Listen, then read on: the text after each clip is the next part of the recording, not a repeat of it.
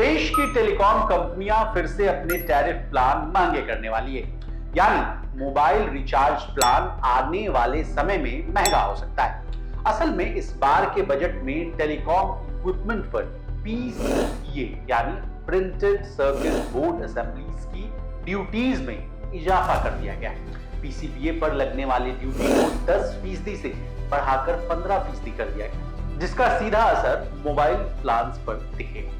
अब क्या है पीसीपीए, इस पर ड्यूटी बढ़ाने से आपके और हमारे मोबाइल रिचार्ज पर कैसे असर पड़ेगा, इसके अलावा देश की वित्त मंत्री निर्मला सीतारमण के ऐलान से देश में टेलीकॉम सेक्टर के नेटवर्क का क्या होगा, सर्विस क्वालिटी प्रभावित होगी यानी इफेक्ट होगी या नहीं, जानेंगे सब कुछ आज के स्पेशल रिपोर्ट।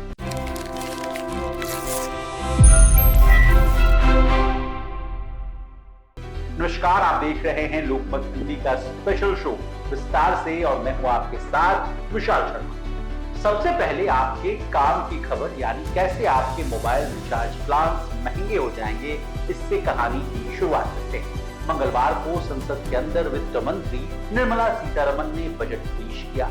इस दौरान उन्होंने बताया कि telecom equipment printed circuit board assemblies पर लगने वाले ड्यूटीज को 10% से बढ़ाकर 15% कर दिया।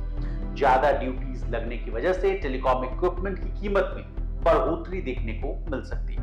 मोबाइल सर्विस प्रोवाइडर यानी जियो, एयरटेल को अप्रत्यक्ष रूप से यानी इनडायरेक्टली ये कदम प्रभावित कर सकता है और इससे ऑपरेशनल कॉस्ट में भी इजाफा। इससे होगा क्या, ये जानिए। शॉर्ट टर्म के लिए टेलीकॉम कंपनियां टैरिफ और महंगे कर सकती हैं। इसके अलावा टेलीकॉम ऑपरेटर को अपने ऑपरेशंस में ज्यादा कीमत खर्च करनी पड़ सकती है। इसकी वजह से कस्टमर को ज्यादा सर्विस चार्ज या महंगे टैरिफ का बोझ जो है उठाना पड़ सकता है। बता दें, जुलाई महीने की शुरुआत में यानी इसी महीने देश की टॉप 3 टेलीकॉम कंपनी यानी रिलायंस जियो, एयरटेल और वोडाफोन आइडिया ने अपने रिचार्ज प्लान की कीमतों में 20 से लेकर 25% तक की बढ़ोतरी।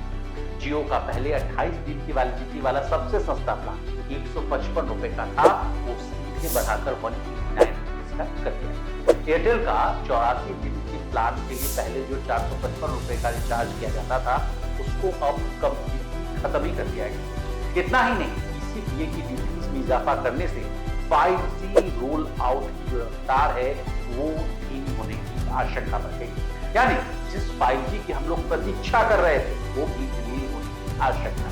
इसके अलावा भारत में टेलीकॉम सेक्टर के नेटवर्क विस्तार में दिक्कतें आ सकती हैं। इससे नेटवर्क विस्तार का काम जो है वो महंगा और धीमा हो जाएगा।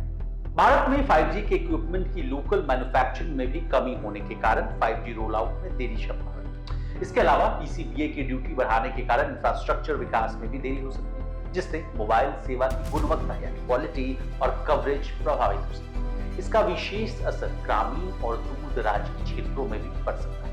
बता दें, अभी मेट्रो शहरों में भी फोन के नेटवर्क सही से काम नहीं कर रहे। कभी फोन अचानक से अपने आप कट जा रहा है तो कभी अच्छे से बातचीत नहीं हो पाती। घर ऑफिस में अगर वाईफाई लगा है तो ठीक, नहीं तो अपने मोबाइल के डेटा का इस्तेमाल करना आफत बन गया है। ना वीडियो बिना बफरिंग के चल पा रही है, ना कोई कंटेंट आदमी देख और सुन पा रहा है। इसके अलावा पीसीपीए की ड्यूटी बढ़ने से ऑपरेटर अपने निवेश योजनाओं को कुछ समय के लिए स्थगित कर सकते हैं। हालांकि इकोनॉमिक टाइम्स की रिपोर्ट के अनुसार इस कदम से स्थानीय निर्माण को बढ़ावा मिल सकता है, लेकिन इसे विकसित यानी डेवलप करने में समय लगेगा। तमाम चुनौतियों के बावजूद टेलीकॉम सेक्टर को उम्मीद है कि सरकार समय रहते उचित कदम उठाएगी ताकि भारतीय टेलीकॉम उद्योग की प्रगति जो है वो बाधित हो। बता दें, cellular operators association of India ने मांग की थी कि ड्यूटी को घटाकर 0 कर दिया जाए ताकि 5G रोल आउट की तेजी लाई जाए, लेकिन इसके उलट बजट में ड्यूटी में बढ़ोतरी कर दी, जिससे टेलीकॉम सेक्टर को आने वाले समय में कड़ी चुनौतियों का सामना करना पड़ सकता है। इसके अलावा cellular operators association of India के डायरेक्टर जनरल एसपी कोचर ने बजट से पहले कहा था कि बीते 5 से 6 सालों के दौरान भारत सरकार ने टेलीकॉम इक्विपमेंट पर 20% तक का इजाफा कर दिया। ऐसे में टेलीकॉम कंपनियों पर जो आर्थिक बोझ है वो बढ़ रहा है और इसका सीधा असर 5G सर्विसेज के रोल आउट पर देखने को मिला। हाल ही में उन्होंने ये भी कहा था कि कुछ टेलीकॉम इक्विपमेंट पर लगाए जाने वाले कस्टम ड्यूटीज पर छूट दी जानी चाहिए और तो और सरकार को 4G और 5G नेटवर्क प्रोडक्ट पर से जो कस्टम ड्यूटीज है उसको कम करना चाहिए। इसके साथ अन्य संबंधित आइटम से भी जो ड्यूटीज है उसको कम करना चाहिए, लेकिन सरकार के द्वारा ऐसा कुछ नहीं किया जा रहा है। अगला सवाल आपके मन में ये आ रहा होगा कि सरकार टेलीकॉम सेक्टर के हालिया प्राइस राइज को कंट्रोल करने के बजाय टेलीकॉम इक्विपमेंट पर ड्यूटी को क्यों बढ़ा रही है। पहले जवाब देते हैं पहले प्रश्न यानी प्राइस राइज। संचार मंत्रालय के दूरसंचार विभाग ने हालिया प्राइस राइज पर एक बयान जारी करके इस सवाल का जवाब देने की कोशिश की। बयान में दूरसंचार विभाग ने कहा कि अभी घरेलू बाजार में एक सरकारी कंपनी और 3 प्राइवेट कंपनियां काम कर रही हैं। मोबाइल सेवाओं का बाजार अब डिमांड और सप्लाई के हिसाब से काम करता है। मोबाइल कंपनियां नियामक यानी ट्राई द्वारा तय किए गए ढांचे के तहत दरें जो है टैरिफ की जो दर है वो तय की जाती है, लेकिन सरकार और ट्राई फ्री मार्केट के निर्णयों में दखल नहीं देती।